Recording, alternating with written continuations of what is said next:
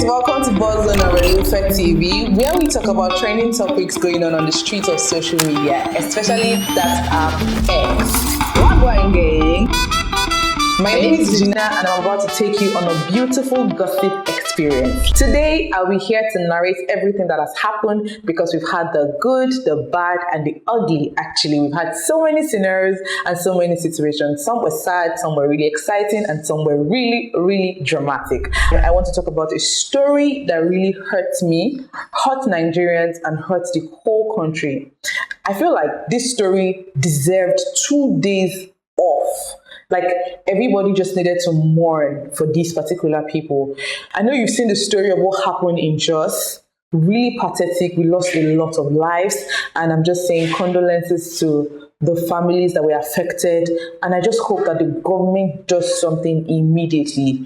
We cannot keep losing human beings in numbers daily and then nothing happens. The truth of the matter is, this incident happened the same day the president celebrated his birthday. And guess what? I don't even think he has still addressed the situation till today. Everything was just quiet. People just moved on ahead in their life because Nigerians are so used to the fact that we hear a lot of bad stories these days. So we are all used to it. It's more like, oh my God, it has happened. That's so bad. And everybody has gone back to normal. And that's bad. Our mindset as Nigerians, as humans, is now blooded, like cold-blooded. People don't really react to situations anymore. You've heard that someone just died. You just take barely 30 minutes to just be in that moment, and then you move ahead with life again. The government, security agencies, I just hope something good is done. Because it has not come to the western part, doesn't mean that we shouldn't fight for it now. The people of the north have been suffering this situation for a long period of time. And this particular one has been the worst. Because how do you kill people, that innocent people that went to church, and then you now tell them to go on an immediate coffee? They didn't even answer because that was too much. I'm very sure you saw a video of a lady holding on to her son. That was the most pathetic video I saw on that day. And I saw where they laid all of them down. Oh my God, you guys. I'm so sorry for I'm so sorry for everybody that was affected. I'm so sorry for the situation we have to face as a country. And I just hope that we can all come together and come and do something. The government needs to help us. I mean, the government is not actually a position where you do personal things. It is a position where you take to actually satisfy the masses, to satisfy the people. But in our own situation, it's just different. It's different, it's exhausting. People have said a lot, people have done a lot, we've done a lot of protests, and then nothing happens. Please, we need something better. We need to sensitize our minds, because as Nigerians, you're going out, you're not secure. You're in your house, you're not secure. You're going to church, you're not secure. Everything doesn't even feel good. Sometimes you think about it and you're like, do I really need to do this? And is it really worth it? But sincerely, I just send condolences to everybody that was affected, and I ask that God shall heal them. Right now, it's not just healing one family, it's healing the entire community. And I just hope they find peace again. I hope they find joy. And I just hope that peace just finds them. That's all. Peace is just very important, because right now, I'm very sure they sleep in fear, they walk in fear, they eat in fear. Everything is just that way. I just hope they find peace and they just find joy again. Moving on from the situation that happened in Jos, there is a story that came out last week. I didn't want to share it because I wanted to be sure if the story was authentic or not. Blessing CEO came out to talk about how she has cancer, stage 4 cancer. Cancer is not malaria, not typhoid. It's not a kind of sickness that just creeps in here and there, and then, when you take 1 or 2 things, it goes down. Cancer is life-threatening. And then she didn't come to say that she has stage 1. She went ahead to say she had stage 4 cancer. Went ahead to shave her hair, and then she put out her account number for donations and help from her fans and well-wishers. And of course, Nigerians, very beautiful people. You are very loving, I love the energy you guys come up with, because went ahead to start donating, of course. Went to donate and so many things. But now, there has been different analysis about this her story. And I would like to read some of the comments that I got from there. But before then, This morning, I saw a video where she talked about how the cancer is on her breast and that they'll have to amputate it. In cancer, I mean, if you have cancer, the term for removing it is not called amputation. That's the first one. There was another time where she talked about stage 4 cancer where they have to open her body for them to know where has been affected and where has not been affected. By stage 4 cancer, the disease has circulated around your body. Now, this is not where you want to look for. You're not looking for at this time. You are treating the entire body because it has circulated through your bloodstreams and it's something that cannot really, it has to be full body treatment. But then she just said in her video, she's like, oh, we don't even know what's happening. They just want us to do a surgery, open me up and, find what is going on. Somebody gave an example of how her friend had stage 3 cancer and couldn't speak, had hair loss, and so many other things. Just Blessing CEO, I don't know if she had a hair loss, but we just saw a video of her chopping off her hair. So which means that most of the stories, or rather the things she's saying, doesn't really align with what stage 4 cancer looks like. So this lady, her name is Kelly Chris. She was explaining how her friend felt when she had stage 3 cancer. So she said, Blessing, stop all this, please. Cancer is not what you joke with. You shaved your hair without chemotherapy. Your skin did not change color. Your mouth and speech is still this sharp. My classmate from secondary school had stage 3 breast cancer about 3 years ago. She lost so much weight. Her eyes and skin color changed. But your case, you still remember to fix eye contact lens. Chemo made her lose her hair, so she had to shave the remaining hair. I even posted a picture with hospital reports and made a video for her to be supported. She's doing very well now, and her wedding is next month in Port Harcourt. Bear in mind that Blessing CEO that says she has cancer has still fixed her contact lens, looks very good, skin is popping, looks perfectly well, and then she wants to get donations from the people of Nigeria, or rather from the people of the world. You know what baffles me the most? People are still donating. How do you keep donating to this effect? How do you know that this kind of, why are you donating? Why? Nigerians are really nice people. Really nice people. I'm not even gonna lie, really nice and die-hard fans. You see someone that went to Big Brother, before they come outside, you people put yourself together, contributed money to make this person happy. Now this is Blessing. She says this is Blessing CEO. She personally has her brand, and the amount of money that she has is well more than enough safe. She has her boyfriend, her husband to be as well. So if in her own quarter, in her own space, if she decides to raise this money, she will raise double of it. But she has come out to put an account number, and you people are donating money. Or rather, some people are donating money without even confirming the source, without even, just because this person, I personally feel like she's a clout chaser. She's come to say so many things, she's come to do so many things. So you people have not even calmed down to be sure that this sickness that this person says she has is correct. And everybody's going around to just, it's all vibes and cruise. Okay. Another person says, the word amputation makes this sound fake. No doctor will call the procedure amputation. It is mastectomy. You will regularly hear it and it will sink without you knowing. I pray you get divine healing if you are being real. Somebody says, stage 4 means you can't even have surgery because it has spread. That's what I explained earlier. Why cut your hair when chemo didn't cause hair loss? Why trivialize the pain many women are going through? Do you know that this can affect those who want to raise money for genuine treatments?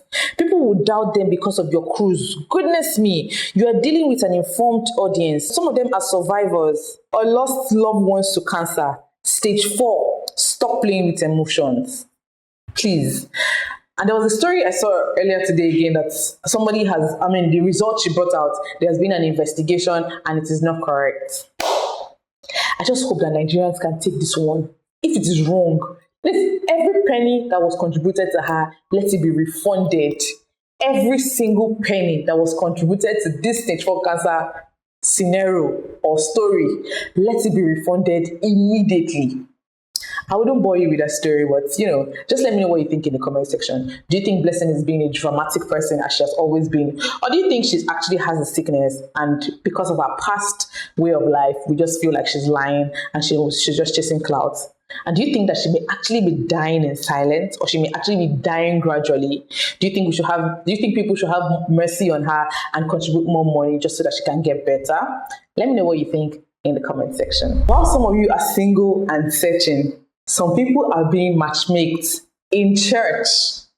Apostle Chinyere came out last week to talk about how his autistic son needed a wife. And then, not just getting married though, this is marriage with reward. Yay! God. So he talked about how whoever agrees to marry his adopted autistic son will get 10 million naira, a house, vacation abroad, and 20 million naira 10 years after the marriage, if the boy is still alive. It talked about how the guy has been having, sexual urge, and he doesn't want him to go the wrong way. So that's why he has decided to pair him or get him married to a woman. Shortly after this video was released, they got married to a woman. I've seen pictures and videos of these people, and I saw a video where this woman talked about how she was sleeping and the Holy Spirit just kept telling her. She had seen the story that he was looking for a while, but she was like, what's the meaning of this? This is nonsense, and then she said she was sleeping and the Holy Spirit did not allow her rest. The Holy Spirit kept saying, go and do what I've asked you to do, many things, and how she went ahead and sent a message to the apostle and the woman in charge of the application, because literally it was an application for people to apply to get married. And so she was finally picked and they finally did the wedding. She promised to take care of him as a mother, a son, a king, and there are so many comments online because people are like, are you really marrying this person or it's for the money? Because there's so many juicy things attached. There is 10 million naira cash, there is a house, there's vacation, and many things. And then she even went ahead to talk about how she's still a virgin. She ensured and she told God that she wasn't going to defile her body, and the day she does it out of marriage, God should take her life that same minute. And love is in the air. Wear face masks for this one. This one is not good love, I beg.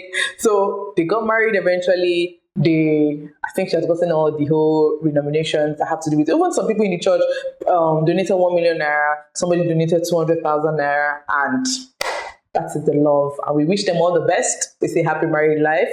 And now let me know what you think. Do you think it's for the money? I personally think it's for the money.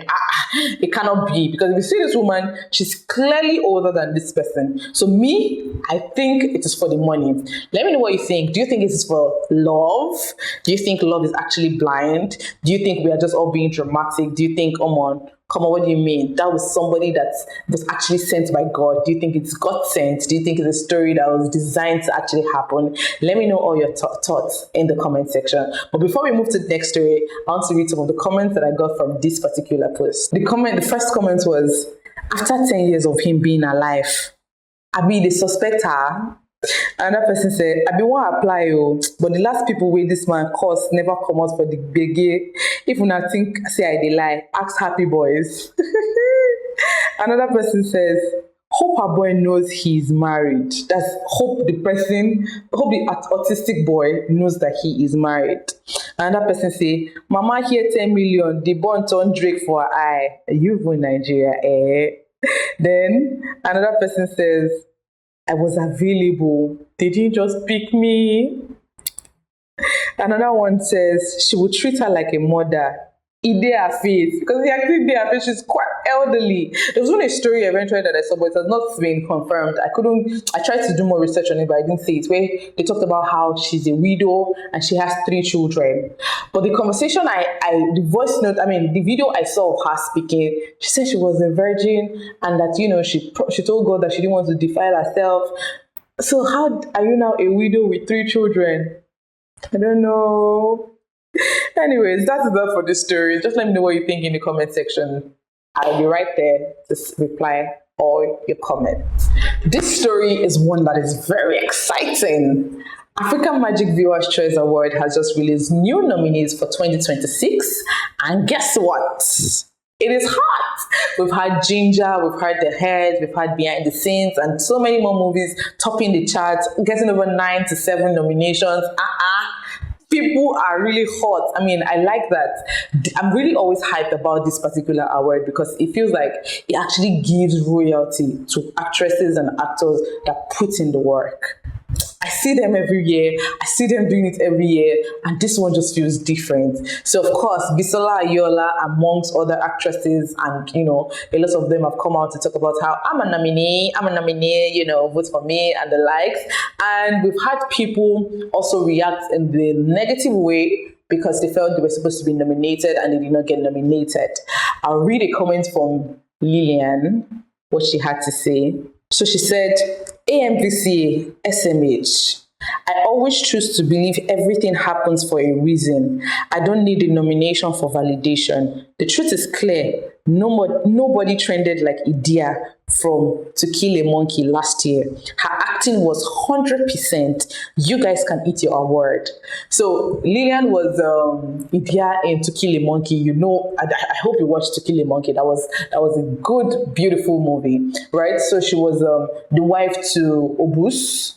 Yeah, and so she was, Madame Gold, very, very demure. Her acting was perfect. I enjoyed her role so much. But then she wasn't nominated in any category. And the movie To Kill a Monkey was nominated for the award, but she herself wasn't given that that spotlight that she needed. So, but then from her outlash, she says she doesn't care. But personally, or rather, people have been sharing opinions that if you did not care, you will not actually drop this comment. Right? So, in all, AMVCA or no AMVCA, I feel like actresses and actors to appear on stage alone and deliver your script properly is already an award. You don't need actual validation from anybody. If you know you are good, you are good. The awards are just like a more push-up and just more confidence boosters. But one day it will reach everybody. I don't think everybody should take it personal. The sky is big enough for everyone to fly.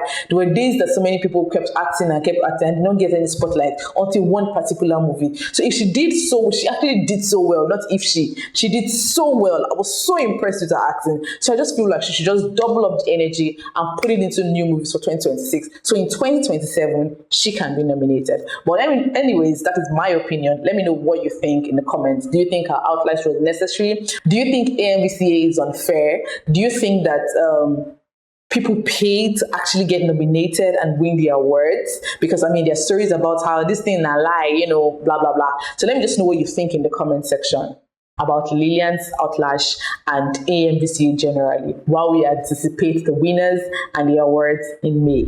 Still in the movie industry, still in the Nollywood movie industry, the return of Arinzo premiered on Sunday, and there was a lot of bath booth. It was so dramatic. We went from Funke Akindele to Toyin Abraham to Femi Adebayo to Kamo to Papaya's phone missing and many more dramas. The premiere was supposed to be a peaceful one. Of course, how premiere goes. The movie is supposed to start showing in the cinemas on April 3rd. You know how it goes now. So personally, when I saw the trailer of that movie, I'm like, wow, this movie is starstruck. One single movie had Iyabo Ojo, Funke Akindele, Mercy Aigbe, Chioma, and many other beautiful. I'm like, okay, I like this. And then the premiere happens, and there is a clip of Toyin Abraham greeting Iyabo Ojo and and trying to greet Funke Akindele. And she does that little tap. I know you've seen the videos, but then I have to tell you. She does that little tap and still calls her Auntie Funke.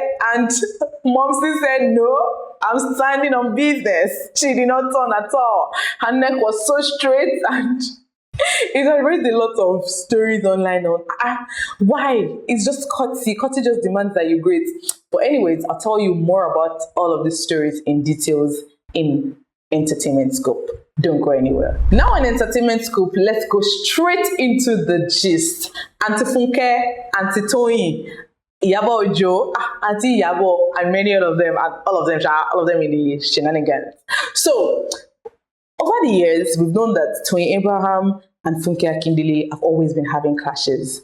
But sometimes last year, we saw a video where they reconciled. In fact, we were even having conversations, and it felt like Toyin Abraham even came out on the internet to publicly apologize to Funke, and then she replied with Toyin baby or something like that. So I think they had their discussion and they decided to take out all the bad energies they had for themselves and, you know, just focus on work and everybody do their thing. But I think sometimes last year again, that same last year, a lot can happen in a year. Around December when Behind the Scenes came out and Ovasabi Auntie came out. So I think they had an issue because there was a video I saw about Toyin Abraham speaking on how cinemas are being unfair to movies, giving one particular movie more screen time than the other, and how they're mis-selling tickets. You know, you say you want to watch Ovasabi Auntie, they give you a ticket for Behind the Scenes. Is when you get there, that's when you discover that this is happening and that is happening. So I think they had that issue the last time because Iyabo Ojo eventually addressed the issue and she said that she had begged both of them and they came to a mutual agreement that whatever issue they have, they will settle it off camera, off social media. Right? They'll just call themselves like mature adults and settle the matter. But I think Toyin Abraham broke the agreement when she came out on a live to talk about how cinemas are being unfair to one particular movie and this and that. So I think that is what caused the new rift between both of them. So now, March 2026, they meet at an event. She's trying to greet Auntie Funke, and Auntie Funke said, "You, not today. I'm not good with you off social media, off the internet. I'm not gonna be good with you." And she was standing on serious business. Serious business. I'm sure everybody has seen this video. I don't want to explain more than I am already explaining. The video was really chaotic. I personally felt like it was just a greeting. Right? Courtesy demands. There's so many times I pass on the street, I don't know you, but then I just greet, good morning, good afternoon, right? And then this person goes ahead to taps you and calls your name and even does the gesture and you ignore. I felt like that was really unnecessary, but who are we to talk about it? Who are we to judge? Apart from Toyin Abraham and Funke Akindele, there was this body language that was not settled with Funke Akindele and Messi Aibe. There was a time they had to stand side by side, and I saw this video, and tension was tensioning. There was, I don't know, it was just too much. At a point, I tried to make an excuse that maybe it was the corset they were wearing, maybe they felt uncomfortable, but there were other videos, there was no laughter. Everything was just really hot. There was a time Femi Adebayo also came to greet them. Each of you like everybody they fight, everybody just they main blow, everybody just tear blue. Guess what? Funke Akindele had personal banter with her that was stopping people from coming to greet her. It was just chaotic. I did not go for the premiere, but the videos I watched was enough. I was fed. I ate well. It was just too much. I mean, there were people that had joy. Priscilla and her husband, of course, it was joy everywhere. Annie and the babe. There was so much, there were. But then our Nollywood actresses and actors, the elderly ones that we look up to, actually, there was just so much tension. There was just so much rifts. And I feel like it's not necessary. If we're putting people in a movie, let's put people in a movie that actually agree with each other. So when Iyabo Ojo eventually came out to address the matter, because people kept dragging her about, oh, you're friends with both parties. Why can't you find a mutual ground to actually settle them? She said she had done it. She had cried. She had begged. She had knelt down. And, that's when they came out to that mutual understanding. But Toyin Abraham still broke the rule. So she said even Toyin Abraham was supposed to be in this movie, Return of Arinzo, but she said she wasn't around, she had to travel, so that's why she had to rewrite the script. But then she had apologized and they are fine, both of them are good. And story even has it that Iyabo Ojo was supposed to feature in Ovasabi Auntie, but because she wasn't around too, so I don't want to think it's a situation of do me, I do you. No, I don't. They don't have issues. It is Funke Akindele and Toyin Abraham that have the issues. The internet have had a lot to say concerning the situation. It has had so much to say. It has had so many opinions, because I feel like this story that they've been dragging, it's not today. It's over the years, and it's basically because of their movie. They keep releasing movies at the same time. Everybody's targeting December and the likes. I saw an interview when the manager was talking about how when people come to cinemas to buy tickets, it's actually the movie they're asking for more, that they give more screen time. Because in the video Toyin Abraham made, she was complaining about how they only give her maybe 10 a.m. and 9 p.m. But he was talking about how if you come to the movie, I mean, if people come to buy tickets and they ask for this certain movie and they say it is sold out or it is not working at this time, they now move to the next available one. You know, he was just trying to give an example of how it's actually not the cinema's fault for giving one particular movie more screen time than the other. And of course, money has to be made. Cinemas will not say, oh, because this movie, because I want to show this movie, I will not make more money. If you have over 200 people coming to request for one particular movie, and you just have 50 people requesting for the available movie, you will switch now. Well, that's not how it's supposed to be. Everything is supposed to be equal, because of course the cinemas get their own share, the producers get their own share, and tax is paid and everything is splitted around itself. So this was the summary of everything that happened. Oh no, I'm not done. We had Papaya misplacing her phone again. At this time around, she went ahead to start searching people. You search people in an event. My sister, if you cannot buy cross bag or tote bags to hold your phone, don't subject people that came for an event to humiliation. I saw a video where she was stopping people to search. I must find my phone today. They won't give rewards of 500k to anybody who steals the phone. And of course, that phone has gone. The phone is way more than 500,000 naira. So I do not think the thief that took it will return it for 500k, right? But how do you now go and embarrass yourself in somebody's event to start searching people for phones? Are you trying to say that the attendees, the people that, and of course, they're not going to do this to celebrities, though. She cannot search them. She will be searching the media people, PAs, assistants that came with somebody there. I just saw that video and I felt so angry. I felt so angry. My sister, if you cannot hold your phone well, then let bygones be bygones. Honestly, if you can't hold your phone well, let bygones be bygones. Don't embarrass anybody for anything. What do you mean? Your phone is worth more millions. Of course, if the phone really meant a lot to you, you will hold it well. We all know, even walking on the streets in Lagos, you should hold your phone in your hand. And if holding your phone is not possible, get a cross bag. Let the bag be in front of you. You'll be aware of it. Stop embarrassing people on the road in an event because of you are looking for a phone. But anyways, that was Papaya's story. And of course, she did not find the phone. It's a lot. Somebody said, I saw a comment that said, phone when you find for Island, don't reach Keja. And it's true. The person that took the phone would have left there since immediately. But anyways, the Return of Arinzo is showing in the cinemas on April 3rd. Go and watch it. Show some love. Take your friend, take your boyfriend, take your sister, take your cousin, take anybody. Just go and have the time of your life. And of course, we'll have public holiday as well around that period. So yeah, it's time for you to relax and be taken care of. Before we round up, I'd like to read some of the many comments I got concerning this Iyabo Ojo. Concerning this Funke Akindele and Toyin Abraham. So here are some of the comments that people had to say concerning the whole rift between Funke Akindele and Toyin Abraham. This one says, well, it's up to Toyin to decide. She either stays her lane or she continues to try to make peace with someone who doesn't want anything to do with her. If someone is avoiding you, avoid them back. Don't belittle yourself for any reason.